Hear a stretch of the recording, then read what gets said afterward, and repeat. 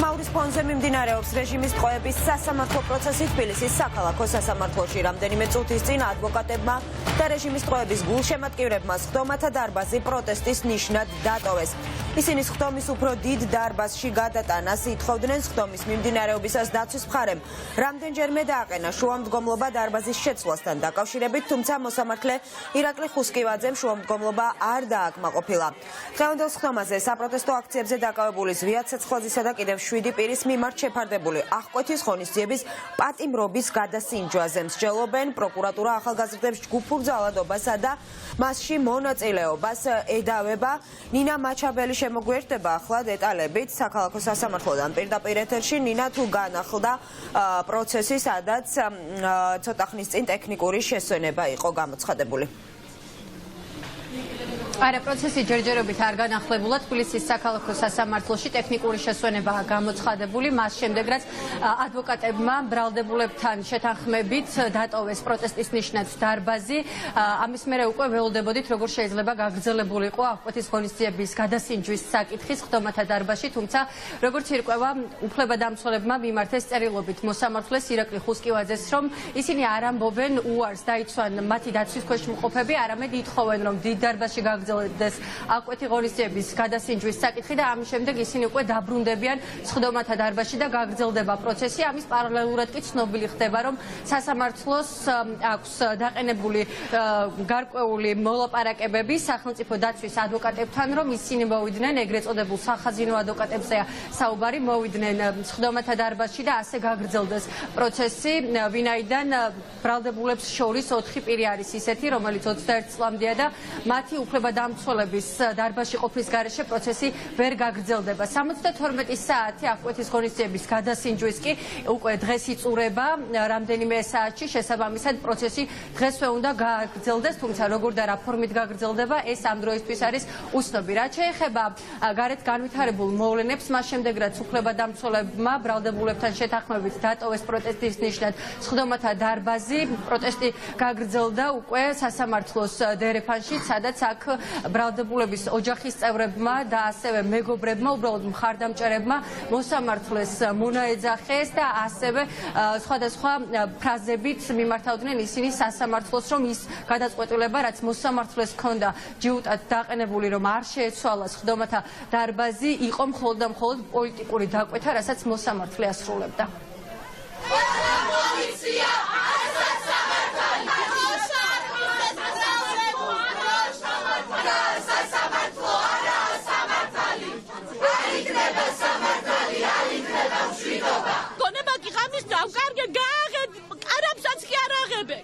ბავშვი გახდა ცუდად, ჰაერი ჭირდება.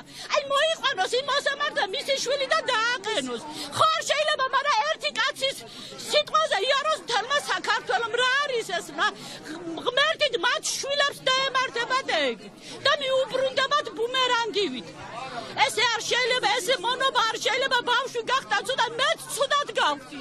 წყალს არ გვაძლევენ, ჰაერს არ გვაძლევენ. ბაბუა ბიძები, ჩამოსული ბიძაშვილები და დარბაზში არ უშვებენ. არ შეიძლება, მართლა ადამიანები არიან, ცხოველები ნამდვილად არ ვართ ჩვენ.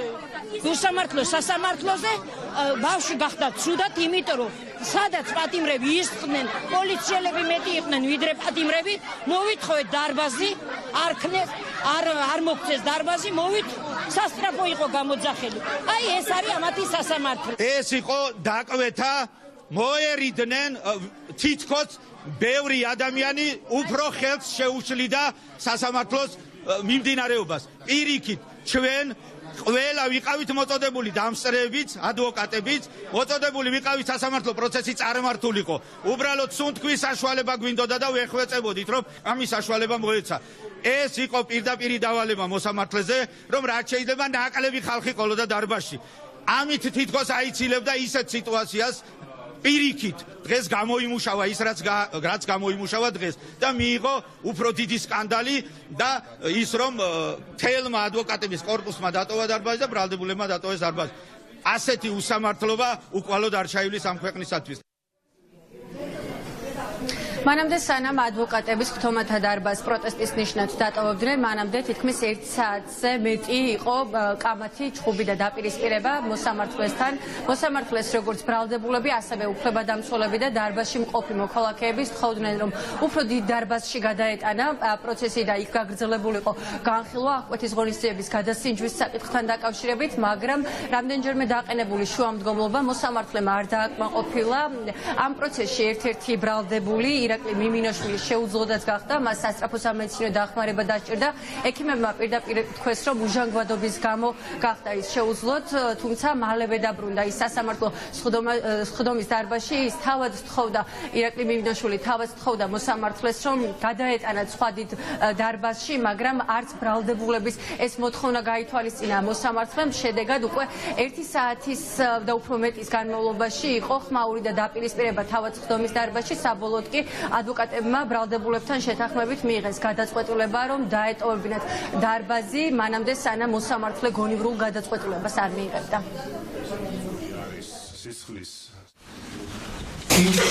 პირველ დარბაზში გადასვლის არაფერი გარდა იმისა, მინიმუმს ნორმალურად ვისურვოთ. ოჯახის წევრები ველესწრებიან დარბაზში, ბრალდებულია. მას მინიმუმ დედამშვიდები ყავს, შობლები ყავს, მეგობრებზე არ აბსოლუტურად. ისინი ველესწრებიან და ყველაფერს თავი დავამატოთ. ნორმალურად ვისურვებ, სივრცე არის მეტი. ამ ადგილების საჭიროებას განსაზღვრავს საბადრიგო სამსახური. საბადრიგო რამდენი არასწორად უნდა იყოს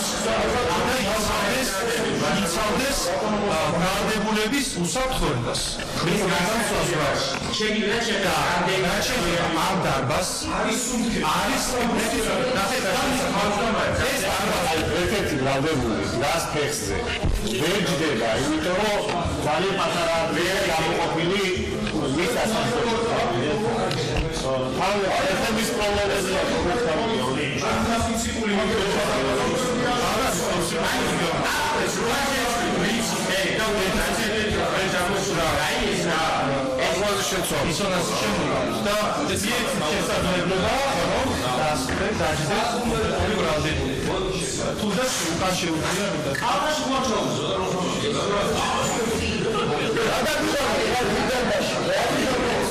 პროცესზე თქვენი მოსამართლეობის თავმჯდომარის, ანუ როგორც ხელმძღვანელობთ ამ პროცესს, აი ამ პროცესზე ვერ ხდება ბრალდებულების სტატუსის და ღირსების დაცვა და ადვოკატების, იმიტომ რომ ჩვენ არადევნო პირობებში ვიწევთ თქვენ ღირსება მუშაობა. აი ხა მეც ლაბარაკი მიჩნევს, იმიტომ რომ ჟანგბადი არ აქვს თქვენ ღირსება და შესაბამისად ვეცახვევით ჩემი კოლეგების და ჩემი დაცვის ხელს ყოფილი პირის მოწოდებას და შესაბამისად ჩვენ ვტოვებთ აღნიშნულ პროცესს თქვენ ღირსება.